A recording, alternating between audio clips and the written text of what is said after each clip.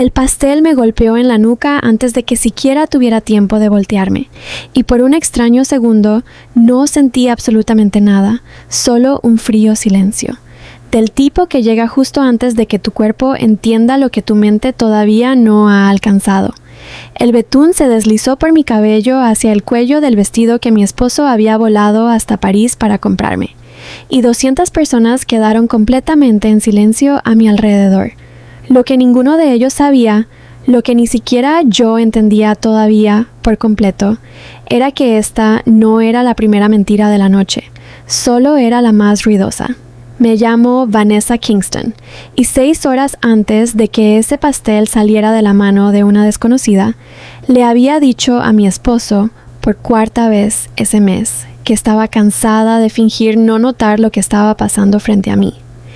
Quiero guiarte exactamente por cómo un matrimonio viaja desde el día de la boda hasta una humillación pública en un salón de baile lleno de gente, porque nunca sucede de golpe, sucede en pequeños cortes. Y para cuando finalmente miras hacia abajo, te das cuenta de que has estado sangrando durante años sin nunca sentirlo. Conocí a Marcus Bradford a los 26 años, encantador de esa forma en que siempre lo son los hombres seguros, recordando pequeños detalles semanas después, apareciendo exactamente cuando más lo necesitaba.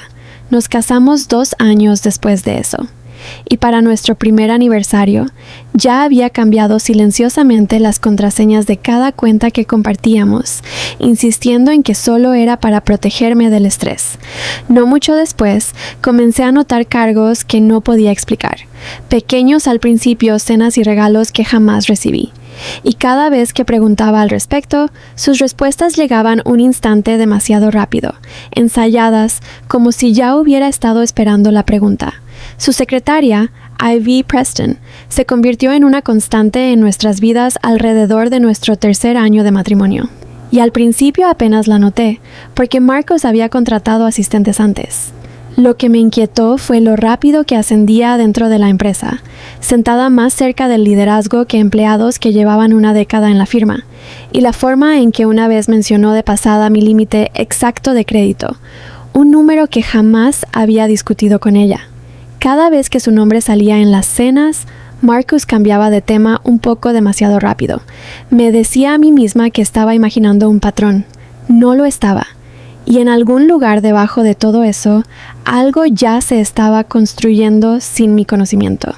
Esa noche en la gala de la empresa, bajo arañas de cristal lo suficientemente brillantes como para hacerme doler los ojos, Ivy caminó directamente hacia mí, vistiendo un traje de diseñador que reconocí de inmediato, porque yo misma había rechazado el reporte de gastos de ese traje apenas una semana antes. Sonrió de la forma en que sonríe alguien que ya cree haber ganado, y me preguntó si realmente creía que todavía podía llamarme a mí misma la mujer de esta familia. Le pregunté qué exactamente se suponía que significaba eso. No respondió nada, solo sonrió más ampliamente y estrelló una rebanada de pastel directamente en un lado de mi cabeza, frente a cada empleado que trabajaba para la empresa de mi familia. La sala se quedó muerta. Alguien jadeó cerca de las mesas del frente. Un teléfono cayó estrepitosamente sobre el piso de mármol. Levanté la mano lentamente, limpié un trozo de betún de mi mejilla y lo dejé caer al suelo sin un solo sonido. Luego la miré directamente a los ojos y le pregunté si realmente creía que podía reemplazarme dentro de mi propia familia. Se rió, levantó la barbilla y dijo que ya lo había hecho. Ese fue el momento en que algo dentro de mí se volvió muy silencioso y muy claro, y mi mano se movió antes de que terminara de decidir dejarla hacerlo. La primera bofetada fue por la humillación, girando su cabeza hacia un lado antes de que la sonrisa siquiera tuviera tiempo de desaparecer de su rostro.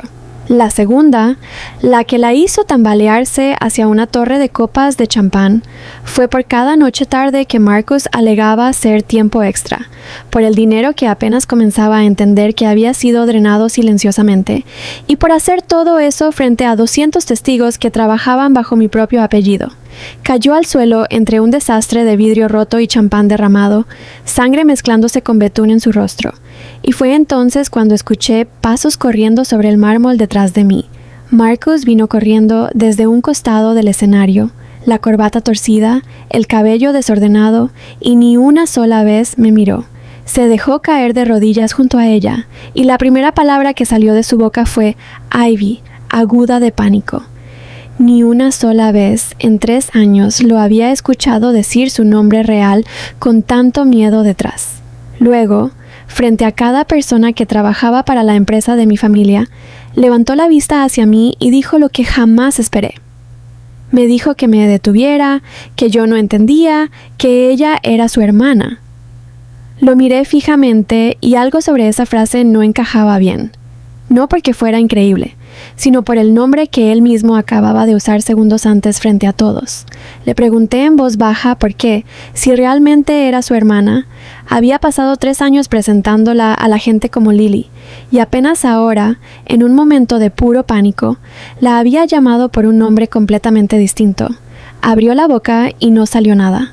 No me fui a casa en silencio esa noche. Le dije que quería pruebas ahí mismo, frente a todos. Si realmente era su hermana, tenía que haber un registro de nacimiento en algún lugar que la conectara con su familia, algo oficial, algo real. Dijo que me lo mostraría, que era complicado, que ese no era el momento. Le dije que ese era exactamente el momento, porque un hombre no se pone de rodillas frente a 200 testigos para defender a una hermana que jamás ha mencionado en 7 años de matrimonio.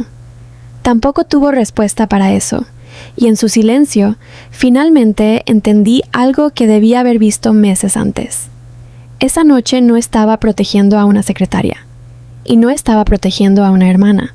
Estaba protegiendo a la mujer que había estado escondiéndome todo este tiempo.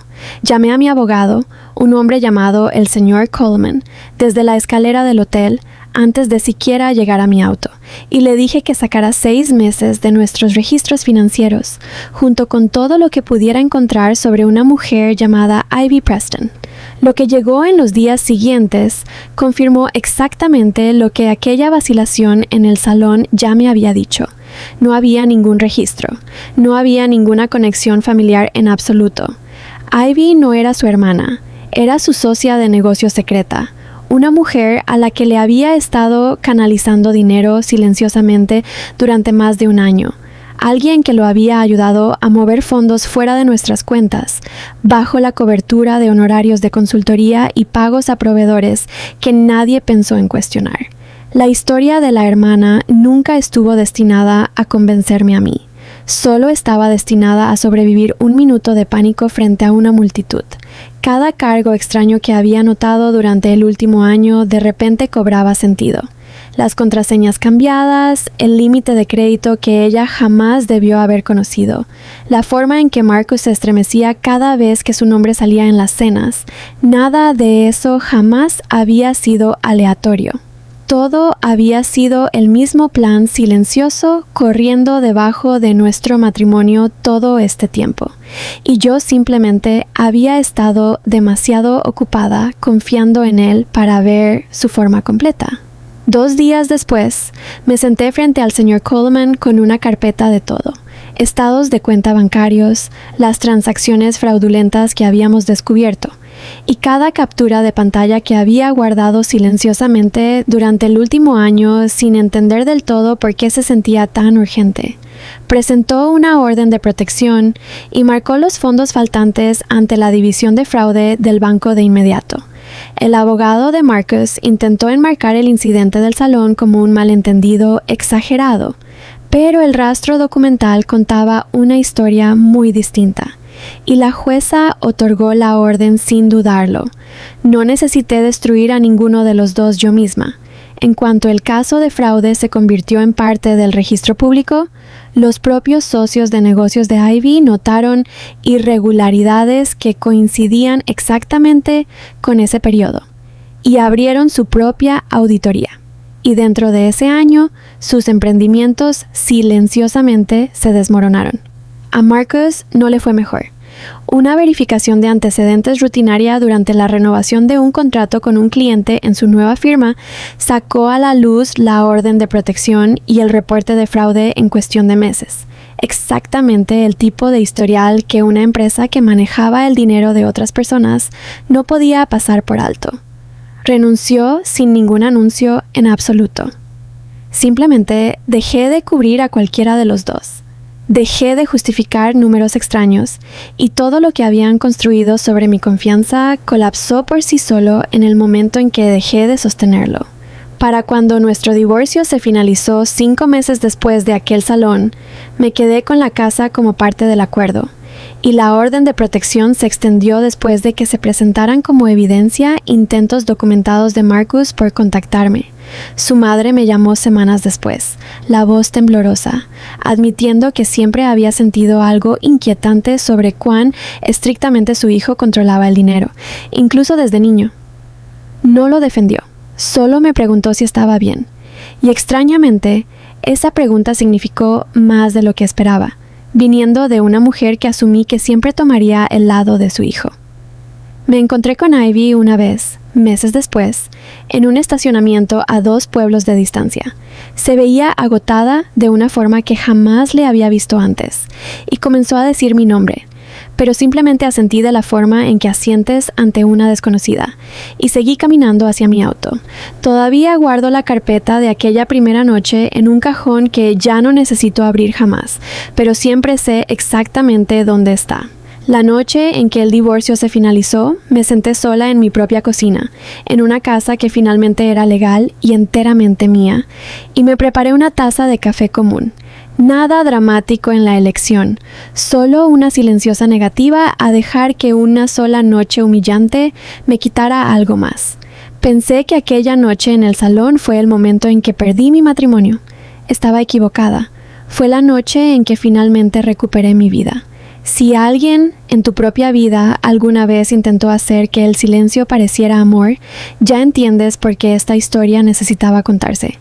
Si te tocó de cerca, suscríbete y únete a la familia de Cuentos de Venganza, porque la próxima